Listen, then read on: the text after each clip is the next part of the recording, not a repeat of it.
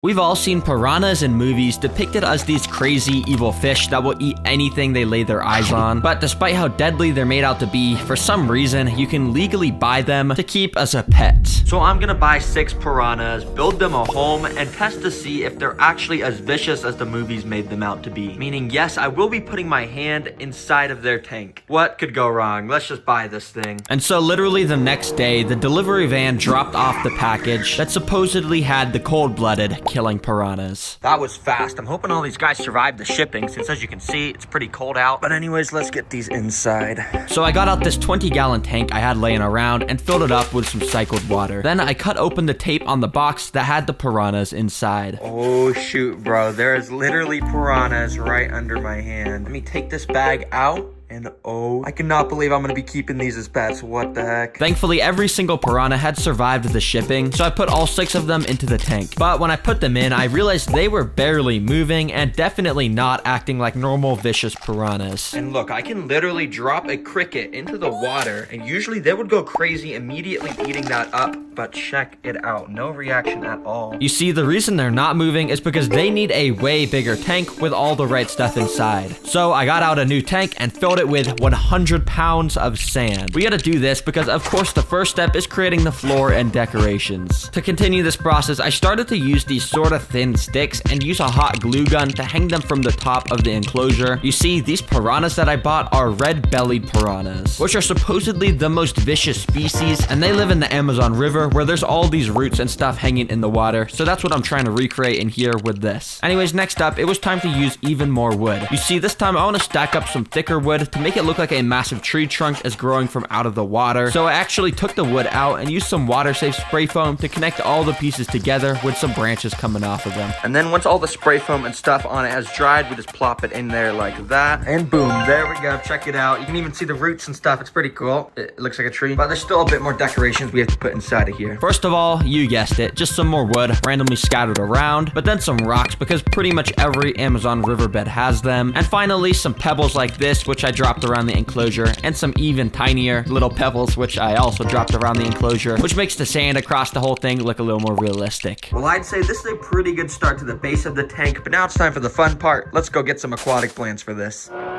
Okay, I'm at Petco, and I'm not gonna lie, the aquatic plant section is looking a little lousy today. Pretty much all these plants are like dead. Bro, no way I'm paying $10 for a dead stick with a little leaf. But let's buy all the ones here that are alive like this. So I picked out all the good plants and even found this little cool vine one, which of course I had to get to. So I drove home and got all the plants out. Oh man, this is already the most plants I've gotten for a video, and that's not even including this big bag of leftover plants Petco had. Anyways, I went and put each of the plants in the sand across the tank and filled it up with a bit of water. That way the roots of the plants could stay nice and moist while we continued building. Oh, and I almost forgot the most important part, this vine thing. Let's just put this across the branches like that, and oh yeah, check it out. It looks like a vine. Well, next up, as you can see, I've left this little area here empty. That's because I want to build a graveyard here with a ton of skulls and stuff because apparently piranhas are deadly. So I drove out to buy some. Okay, I'm at PetSmart first, and I found this skull decoration, so I'm gonna get that. Ooh, and they got a tiny little animal skull. I'm definitely gonna get that too. So I bought those and a couple more decorations with skeletons on them. Then after getting home, I put some of the larger skulls around in the sand. I even replaced some of the rocks in the back with them, so this place would look extra spooky. Then with these tiny little skull beads, I'm gonna go and plant them around in the sand, just like that. Then I'm gonna sprinkle a little bit of sand on top so it looks like they've been buried. And there we go, check the graveyard out. It actually looks pretty good. Bunch of skulls on the floor, all those other big skulls. Yeah, I like it. And now finally, to finish this tank, we gotta do the DIY technologies. And for the first one, I have one of my coolest ideas ever, but I had to go buy more stuff at the store. All right, it's been a while since I went to Walmart in a video. You guys were kind of getting mad at me in the comments, so I'm sorry. I'm returning to my basics, don't worry. And the reason I'm at Walmart is because I gotta get a bunch of food that the piranhas are gonna like. So I got some beef, sardines, tuna, and bone broth, and also got this tiny little blender. After driving home, I threw all that food I just bought into the blender and blended it up. After it was done, as you can see, it turned into this nasty liquid stuff.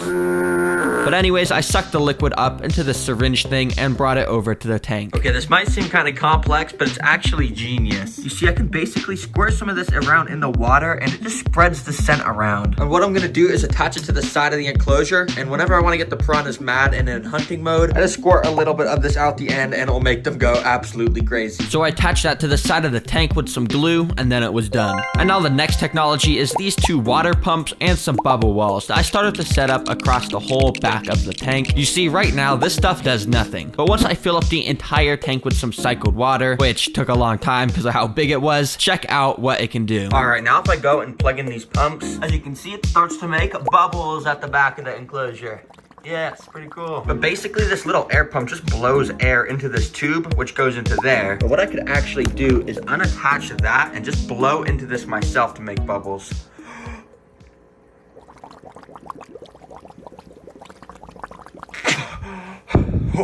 That was cool. Anyways, the last technology is this little fish. I'm just kidding. I've actually already shown this in a video before. So what I've got is the upgraded version. Yeah, this one's way bigger and way cooler. Which, as you can see, if I just go and put it in the water like this, it starts to swim around like a normal fish. And yeah, I just think it'd be funny if I maybe tested the piranhas to see if they try to eat it or something. Anyways, this tank is now complete. And speaking of the piranhas, it's time to get them inside. Okay, I'm gonna try my best to not get bit here. Oh no. So I grabbed the temporary tank they were in and brought it over to their new home so I could scoop them out. Okay, they definitely look more aggressive than the first time I did this, but I'm just gonna carefully scoop one guy out just like that. Oh shoot, he's mad, but I'm just gonna put him into the new tank, and there you go. Be free, my friend. New home. So I did that same process with the other 5, and there we go. The piranhas were in their new home. And as you could guess, immediately they packed up like piranhas do and looked as though they were already on the hunt for food once again. Well, these piranhas look pretty hungry, I'm not gonna lie, or maybe piranhas are just always hungry. So now I'm gonna feed them the first of 5 different food sources to see which they like the most, the first of which being mealworms. And before feeding them the mealworms, if you remember, I had this pipe with the delicious juice inside, which I went and squirted inside to let the piranhas know it was feeding time. And as you could guess, they immediately started to go up and eat it, which kind of made a mess, but yeah, they were loving it. Oh my gosh, do you see that? They're all gathering around a little area where I just put it in. So now that they were ready, I dropped in the mealworms and one started to sink down. 2 of the piranhas noticed it and kind of took nibbles at it, but they were kind of just playing around with it more than they were actually eating it. And that same thing kept happening with most of mealworms, but that was until I saw this, where 3 of them took turns devouring it up, and yeah, this one actually got eaten. Okay, well, mealworms, I'm gonna give about like a 2 out of 10 on how much the piranhas like them. But as you can see, second on the list, we're gonna be feeding them crickets. Now, if you remember at the start, the piranhas wanted nothing to do with the crickets, but let's see how they'll react now that they're in this new tank. So I dropped in just one, and because it was just floating there, I grabbed it with tweezers to show the piranhas. Instantly, you could see they picked up the memo that this was alive, and they sort of started to nibble it like the mealworms. But not even a single piranha actually took a big enough bite to eat this cricket. Okay, that was pretty bad. The crickets, I'm gonna give it a 1 out of 10 because the mealworms, they at least did eat some of them. I guess these piranhas just don't really like insects, so that's why I'm gonna rapid fire the next 2 off. Here you can see I've got salmon and ground beef, which is a lot more smelly. They better like this. I started by waving the salmon around in the water until the piranhas noticed it, and once a few started to come up and nibble it, I accidentally dropped it into the sand where all the rest of the piranhas came swimming up. They huddled around it like a pack of hyenas and started to actually take little chunks out of the piece for them to eat. So I did the same thing with the ground beef and held it in the water. And this time the piranhas were even more interested, and instantly the entire pack huddled around it and took turns taking their bites out of it. I even noticed that the scraps of it had fallen onto the floor and were getting surrounded by the piranhas too. Well, dang, I'm gonna give the salmon an 8 out of 10 and the ground beef a 9.5